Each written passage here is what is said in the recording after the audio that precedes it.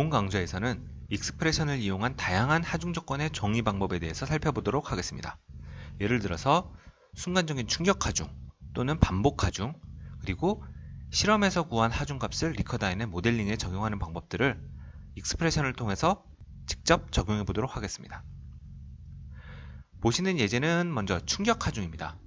보시는 오른쪽 하단의 그래프처럼 처음엔 0이다가 1.1초에 순간적으로 디스플레이스먼트가 20이 되고요. 다시 0으로 돌아가는 이런 익스프레션을 통해서 충격 하중을 가하도록 하겠습니다.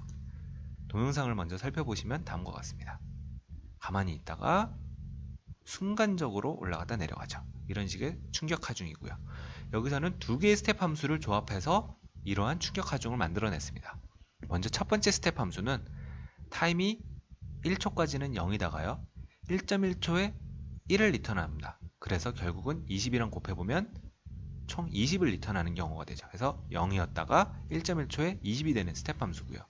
두 번째 스텝 함수는 1.1초까지 0입니다. 그렇기 때문에 1.1초까지는 아무런 영향을 안 주고요. 이 시계에 1.2초 때 1이 됩니다. 결국은 1.2초 이후에는 1 빼기 1이 돼서 0이 됩니다. 결국 이 두 조합을 통해서 이와 같은 충격 하중을 가할 수 있는 것이죠. 여기서는 어떤 스텝 함수라든지 어떤 함수든지 4칙 연산이나 다양한 방법을 통해서 이를 잘 조합함으로써 충격 하중이나 다양한 형태의 어떤 익스프레션을 만들어낼 수 있다를 기억해 두시면 될 것 같습니다. 그 다음 모델은 이제 반복 하중입니다. 그래서 우측 하단에 있는 것처럼 처음엔 0이다가 1초부터 반복적으로 하중에 가해지는 이런 익스프레션을 표현해 보겠습니다. 보시는 것처럼 코사인 함수를 이용하고 있고요. 앞에 있는 것은 결국은 이 매그니튜드를 표현하기 위한 거죠. 그래서 10 곱하기 2 하면은 20이 나옵니다. 그리고 1 빼기 코사인이 되고 코사인 안에 재밌는 dim이라는 함수가 있는데요. dim이라는 함수는 익스프레션 핸드북이나 매뉴얼을 찾아보시면 아시겠지만 결국은 타임 빼기 1이 0보다 크면 타임 빼기 1을 리턴하는, 어떻게 보면 타임이라는 이 직선을 1초만큼 쉬프트시킨 그런 값을 리턴하는 함수를 활용한 것입니다. 그래서 결국은 1초까지는 코사인 안의 부분이 0이기 때문에 결국 코사인 0은 1이죠. 그래서 1 빼기 1은 0이 돼서 0이 나옵니다. 그러다가 타임이 1인 순간부터 이제 값이 시작이 되고요. 그때부터 코사인 함수의 반복적인 변화에 따라서 반복 하중이 나타나게 됩니다. 그래서 보시는 것처럼 1초까지는 가만히 있다가 그 이후부터는 계속 올라갔다 내려갔다 올라갔다 내려갔다를 반복하게 됩니다. 다음은 스윕 함수를 이용한 것입니다. 스윕 함수는 두 가지를 조절합니다.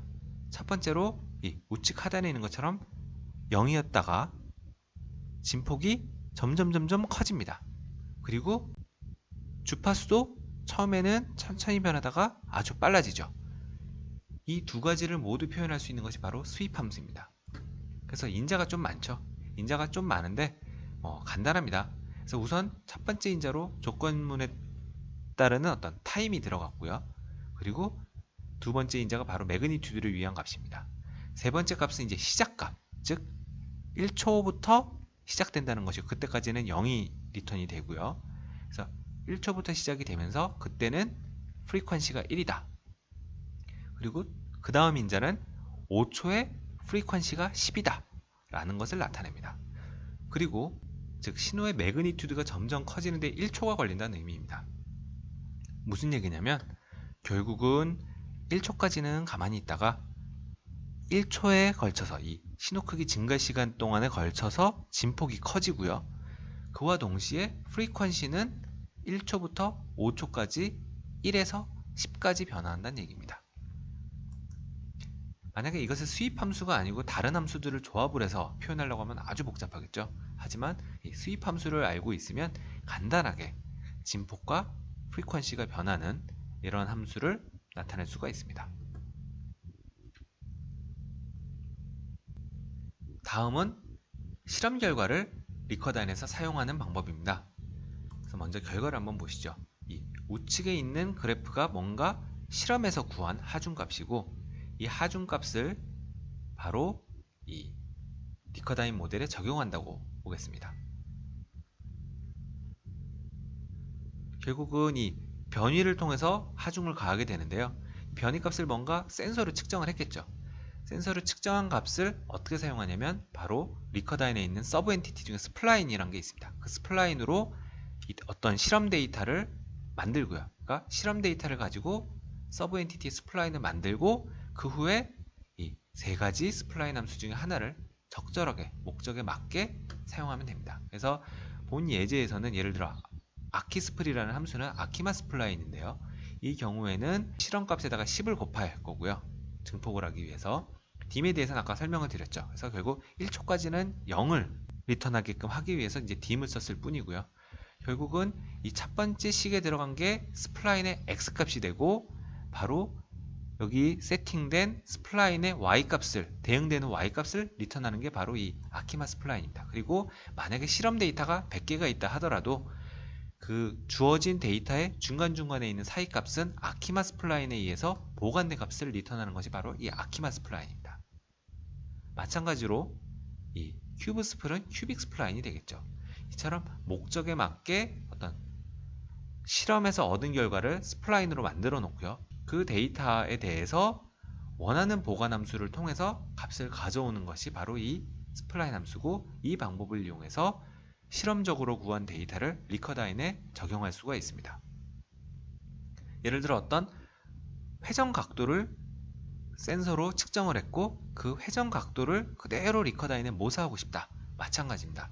회전 각도에 대한 어떤 데이터를 스플라인으로 만들고 아키마 스플라인 또는 큐빅 스플라인 같은 익스프레션 함수를 이용해서 표현을 하면 그 실험에서 구했던 각도 변화를 그대로 적용할 수가 있습니다. 네, 여기까지 반복 하중, 충격 하중, 그리고 실험에 따른 어떤 데이터를 이용한 하중, 이렇게 총 3가지를 살펴봤고요. 예제는 4가지를 살펴봤습니다. 예를 들어 수입 함수처럼 진폭과 프리퀀시를 동시에 조절할 수 있는 재밌는 함수도 있었습니다. 이처럼 익스프레션은 알면 알수록 원래 몰랐다면 되게 복잡한 방법으로 구현했어야 되는 그런 값들을 간단하게 표현할 수가 있습니다. 따라서 이러한 익스프레션의 여러가지 함수들을 익스프레션 핸드북이나 어떤 매뉴얼을 통해서 살펴보시고 활용해 나가시면 보다 리커다인을 다양한 방법으로 활용하실 수 있을 겁니다. 우측 상단에 있는 기술 사이트에 익스프레션 핸드북이 PDF 파일 형태로 무료로 배포되고 있으니까요. 언제든지 접속하셔서 다운로드 받아 사용하시기 바랍니다. 그럼 이상으로 마치겠습니다. 감사합니다.